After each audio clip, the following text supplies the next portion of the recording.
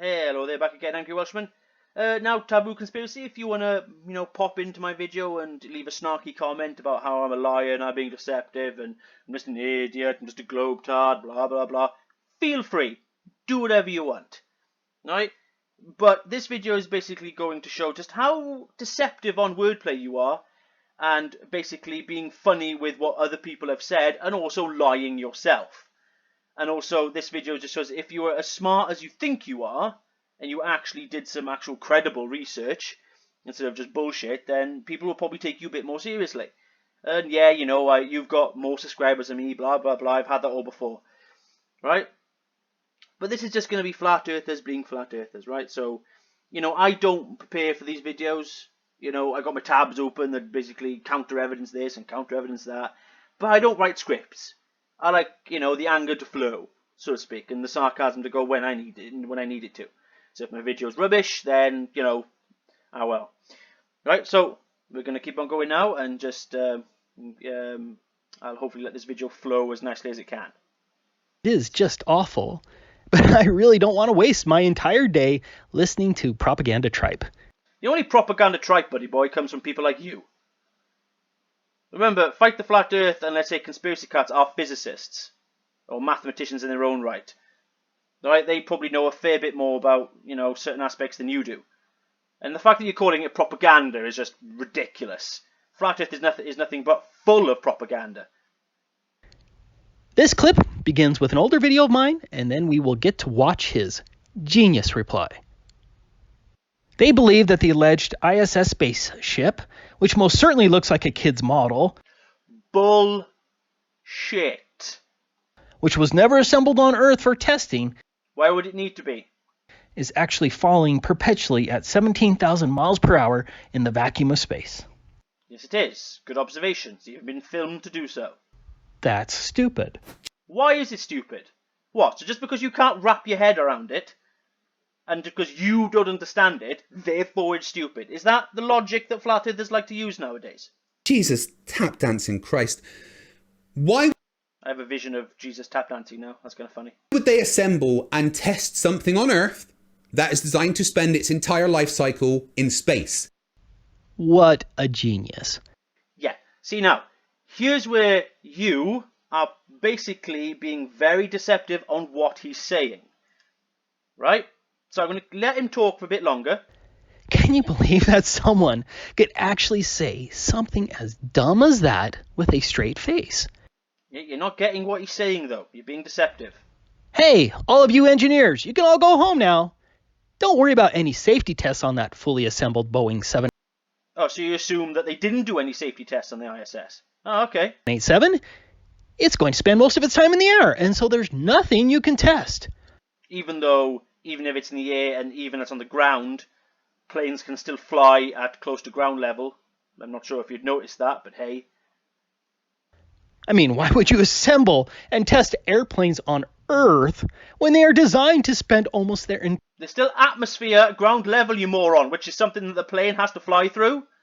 It's the air that flies over the wings that basically creates lift. entire life cycle in the air. Its entire life cycle in the air. Well, buying from when it has to land. Those engineers are a bunch of morons.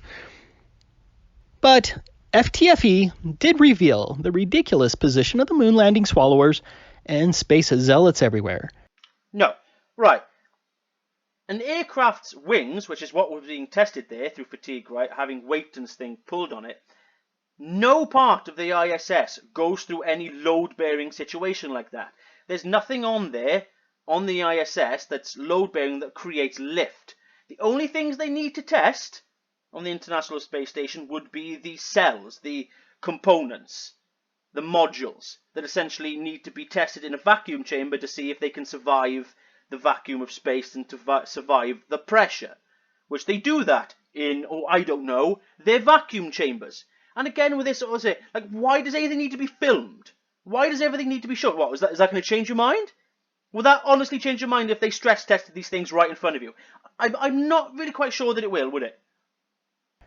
Actually testing and flying an advanced papier-mâché spaceship on Earth, even though it's designed to fly and operate in vastly less gravity and in space than it is on Earth. So testing much of it is not really going to show us much. And they have tested it. They tested the lunar lander quite a few times, with various degrees of success, of course. In front of cameras and teams of engineers isn't... Well, who's saying they didn't do that? Did they not have all the engineers present? Did they not? How do you know they didn't? actually necessary because they'll be in space. And as we all know, safety just isn't a problem when you're actually filming it all in a Hollywood basement. Right, this is where you're being shown to be a liar, my good friend, because if you were as smart as you think, you'd know that this is not evidence of CGI. This is a live streaming compression artifact. Very, very common through live streaming. Extremely common. Not proof of CGI whatsoever. Stop perpetuating that lie, please, because it's getting on my metaphorical tits. Well, that's it for that genius. Real man of genius. No, basically, dude, all you did was spun his words and basically didn't fully understand what he was actually saying. Now, this is another issue that still bugs me, because people keep sending this to me as proof of the curvature. Which it is. This is Soundly's famous Lake Pontchartrain Earth curvature video. He still has it up, and he still proclaims that this is actual footage of the elusive Earth's curvature. Sorry, Soundly, but you're a liar. Why is he lying? Why do people like to do that? Basically, he could be wrong. He isn't, but let's say he could be wrong. Why is he lying in your eyes? Is everything just deceptive to you? And all these websites here that make the same ridiculous globe claim. Basically, most people that are, well, I don't know, probably vastly more intelligent than you are Also lying. Shame on all of you. Do shut up, you arrogant... I was going to say another word, but let's just try and be more BBC for this next few short while. Just like the genius FTFE, the globe liars always make the claim that we flat earthers don't believe in refraction. They've never really said that. What we basically mean by that is that flat earthers love to use refraction to prove their point, but when it's used against them, like to completely disregard it and ignore it. And they do that all the time. I have spent many hours filming long distances. We flat earthers most certainly believe in refraction. And guess what? This is what refraction looks like. Refraction takes what is visible within your line of sight and it distorts, it stretches, it compresses, it mirages, and it obscures your vision. But refraction is certainly not a vision enhancer that enables us to magically see around giant bulges. Stop calling it giant bulges. It's steady curvature, you complete moron. Stop doing that. That's very deceptive wordplay. A bulge would be flat, then bulge, then flat. It's steady curvature. Stop calling it a bulge. That's very deceptive. Of the Earth. For example, Right? Let's go back to this, right? How are you determining, right? How are you finding out on what position, right, in this video is at high refraction or low refraction? How are you able to determine that? What experiments and visuals have you done that's basically showing that that's what's going on? At what point is high refraction and low refraction? I'll tell you what you're doing. You're making it up. at the Great Salt Lake, I'm looking 21 miles away, and there is no distortion of the distant mountain. Even though there's plenty of distortion at ground level. And there probably is distortion at the distant mountain, like, atmospheric distortion effects, not probably at full refraction level, but you know what I mean. Or of the smelter stack evincing any kind of wrap around the curvature effect going on, which would necessarily cause a cascading effect of distortion. And that being 21 miles away, I'm not entirely sure. It might very well be. That doesn't look like 21 miles away to me.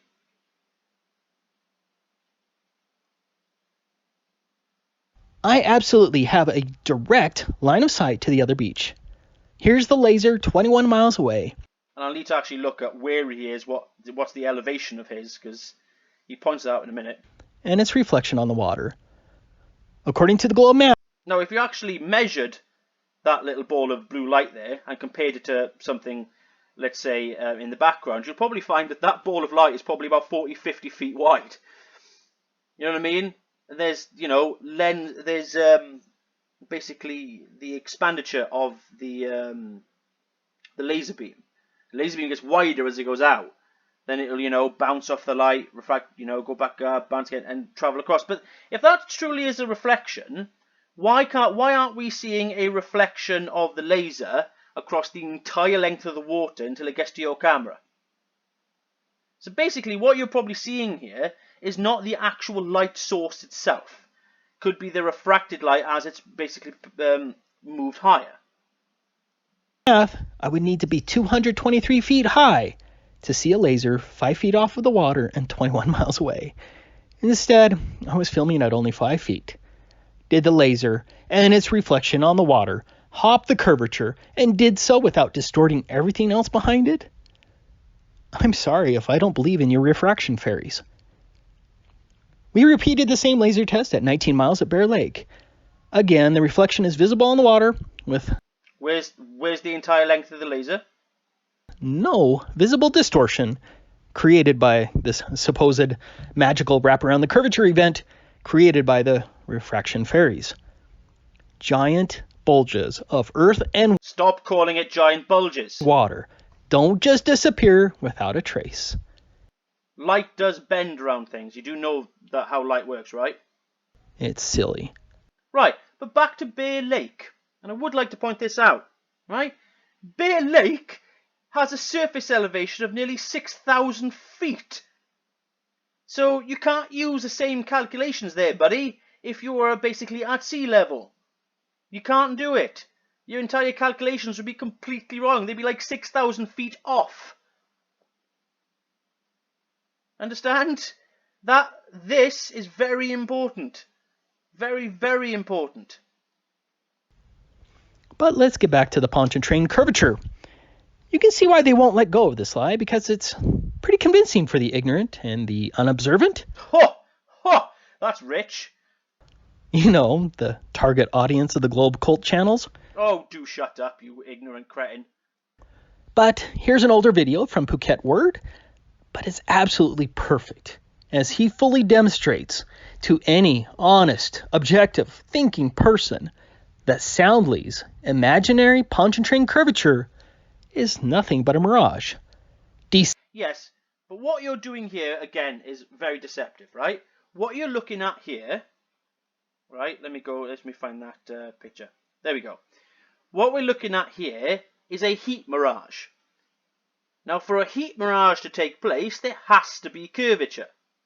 There has to be a bulge that has to go over and in, like this road sort of dips down there and creates like a well of hot air. And the same as it goes over the brow, over the blind hill. It's a heat mirage. You're comparing refraction from hot air, right, to a heat mirage. Because notice how you're not getting any of that heat mirage is not happening on the grass or anywhere else because of basically the sheer heat of the tarmac. A heat mirage and visual refraction are completely different. A heat mirage will hide stuff because it's so extreme. It's doing something very different than normal refraction would do, standard refraction would do. This heat wave is essentially bending light so much that it's basically doing what you're seeing. I mean, that's another example. See? Right? So this is a heat mirage. Now, is that happening on Soundly's video here? Yes. But I would like to point out, if we go back to here, why is none of these poles being affected by your downward curve of the heat mirage? And yet, when you actually go back to Soundly's bit, you can actually tell the steady curve from the top of the pylons that are going down also. So again, what you've done is essentially, oh no, this is one counter evidence, so therefore, debunked the entire thing. That's not how it works, dude. Right? Now, you essentially just bang on about that for ages, but I'm gonna go back to what you said here. Right? I'm going to let this play. Players always make the claim that we flat earthers don't believe in refraction. I have spent many hours filming long distances. And not really understanding and making up everything of what you're looking at. We flat earthers most certainly believe in refraction. And guess what? This is what refraction looks like. Refraction takes what is visible within your line of sight and it distorts, it stretches, it compresses, it mirages, and it obscures your vision. But refraction is certainly not a vision enhancer that enables... Well, I'm not listening to him say the word bulge again. Right? Now, this is the famous, right, black swan. Look how much atmospheric distortion there is, buddy, right? Look how much that is. Look how much obvious refraction is going on. There's bending it and waving it and all this kind of stuff. Right? But then compare this. Same place, same position. No visible high refraction whatsoever. And yet the rest of the oil rig is missing. Where is it then, Taboo Conspiracy? You can explain that one to me. Now, this next picture is a really good example of this. So, atmospheric magnification. I don't know where I found this one. Quite a thing, right? So, it's the same exact location, elevation, on different days. Now, you can clearly tell, look, that the one on the right has a high amount of atmospheric distortion going on, and the one on the left does not, as you can tell by the resolution and the clarity of what we're looking at. And yet the clear one shows less oil rig, much like what this one's doing. So, what you just basically said here about refraction doesn't cut it. That's you lying. And like I said before with this picture, how are you determining at what point in this clip is high refraction and low refraction? How have you determined that? I'm going to probably be waiting a while for your response. But that's me done. That's like a little ranty video. Ranty? No, I'm not talking about ranty, but that's my little rant video done. And I think I'll be moving on to other things. I will have a channel update coming at some point because there are a few things going on in my life that I might not be able to make many videos at all over the next coming months, weeks or months. And I have new sort of career outlet happening where I might be going somewhere that might prevent me from doing videos that often, or if at all. But I'll update everyone on that as time goes on. Okay, so hope everyone's keeping safe. I've got lovely weather here in the UK and Wales at the minute, but it's probably going to rain, typical Wales, but you know what I mean. But I hope to see everyone again soon. Hope you're keeping safe, and good afternoon.